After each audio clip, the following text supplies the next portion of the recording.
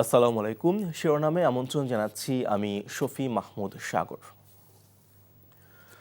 সংস্কার নিয়ে জাতীয় ঐক্যমত্য সৃষ্টির লক্ষ্যে রাজনৈতিক দলগুলোর সাথে আলাদাভাবে আলোচনা শুরু করতে যাচ্ছে ঐক্যমত্য কমিশন। প্রথম পর্যায়ে বিকাল ৩টায় লিবারেল ডেমোক্রেটিক পার্টি এলডিপির সাথে আলোচনার সময়সূচি নির্ধারণ করা হয়েছে।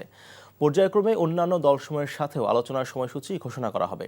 প্রথম পর্যায়ের আলোচনায় প্রধান উপদেষ্টা উপস্থিত থাকবেন না।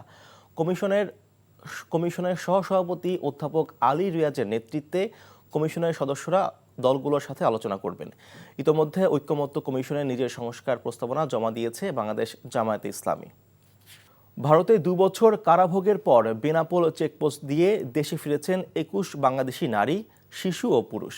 ভারতীয় পুলিশ বিশেষ ট্রাভেল পারমিটের মাধ্যমে তাদের বেনাপোল ইমিগ্রেশন পুলিশের কাছে হস্তান্তর করেছেন বলে জানান বেনাপোল ইমিগ্রেশনের ভারপ্রাপ্ত কর্মকর্তা ইব্রাহিম আহমেদ। তিনি বলেন, ২.৫ বছর আগে তারা দালালদের মাধ্যমে ভারতে যান। কলকাতা শহরের বিভিন্ন স্থানে কাজ করার সময় পুলিশ তাদের গ্রেফতার করে। পরে তাদের ২ বছরের কারাদণ্ড দেয় আদালত।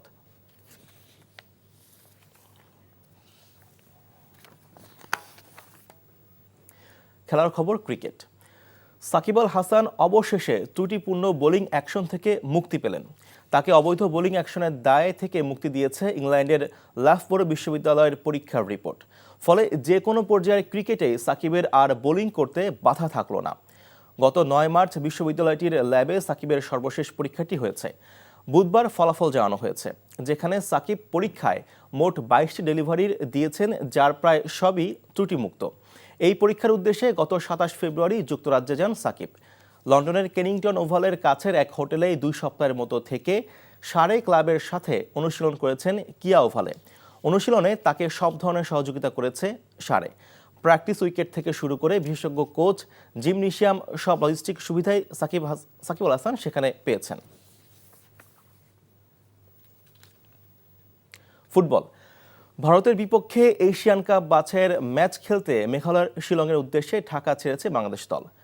উইনিং মেন্টালিটি নিয়ে নিজেদের প্রস্তুতি সেরেছেন বলেছেন ডিফেন্ডার তপু বর্মন।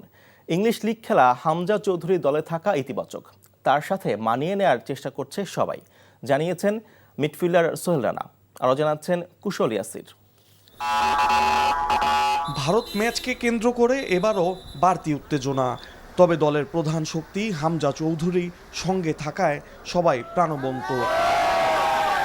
ইংল্যান্ডের বয়সভিত্তিক দলের হয়ে খেলা এই মিডফিল্ডারের অন্তর্ভুক্তি এখন বাড়তি প্রেরণা। আমাদের প্রিপারেশন বলেন এবং আমাদের মেন্টাল টাফনেস বলেন এবং আমাদের চিন্তাধারা বলেন, টোটালি ডিফারেন্ট। এটাই আমার কাছে মনে হয় বড় ব্যাপার। এবং আমাদের চিন্তাভাবনা হলো উইনিং মেন্টালিটি। তো এইবার আমাদের সাথে যে হামজা আসাতে আমাদের আপনারাই দেখছেন অ্যাটমসফিয়ার কিন্তু অলমোস্ট সব চেঞ্জ। তো আমি মনে করি সেই জিনিসটাকে আমাদের কিন্তু একটা বাড়তি উদ্দীপনা যোগাচ্ছে। এশিয়ান বাছাইয়ের জন্য ঢাকা ও সৌদি আরবের তায়েফে ক্যাম্প করেছে ক্যাবরেরার দল। তবে দেশ ছাড়ার আগে মাত্র একদিন দলের সঙ্গে প্রস্তুতি নিয়েছেন হামজা। স্বল্প সময়ে সবার সঙ্গে তার মানিয়ে নেওয়াকে ইতিবাচক হিসেবে দেখছেন মিডফিল্ডার সোহেল রানা।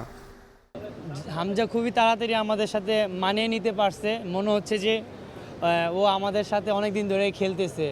সো এটা আমাদের যারা আমরা দেশি বা আমরা যারা বাংলাদেশি প্লেয়ার আছি, সো ওর সাথে আমরা খুবই তাড়াতাড়ি যত তাড়াতাড়ি মানিয়ে নিতে পারবো, এটা টিমের জন্য ভালো। আর ও আমাদের সাথে খুব ভালোভাবে মানিয়ে নিতেছে, যেটা পজিটিভ একটা সাইড টিমের জন্য। আর ইন্ডিয়ার সাথে আমরা অবশ্যই চাবো যে একটা নতুন বাংলাদেশ হিসাবে খেলতে। ২৫ মার্চ শিলংয়ের জওহরলাল নেহেরু স্টেডিয়ামে মুখোমুখি হবে বাংলাদেশ ভারত।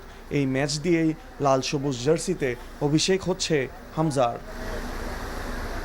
কুশল ইয়াসির, এনটিভি নিউজ, ঢাকা। শিরোনাম এটুকুই। এই খবরের ভিডিও সহ আপডেট জানতে ভিজিট করুন এনটিভি অনলাইন www.ntvbd.com। এছাড়াও এনটিভির জনপ্রসাব অনুষ্ঠান খবরের আপডেট জানতে ভিজিট করুন আমাদের ইউটিউব ও ভেরিফাইড ফেসবুক পেজ। ১২টায় মধ্যাহ্নের খবর দেখার আমন্ত্রণ রইল। ধন্যবাদ সবাইকে।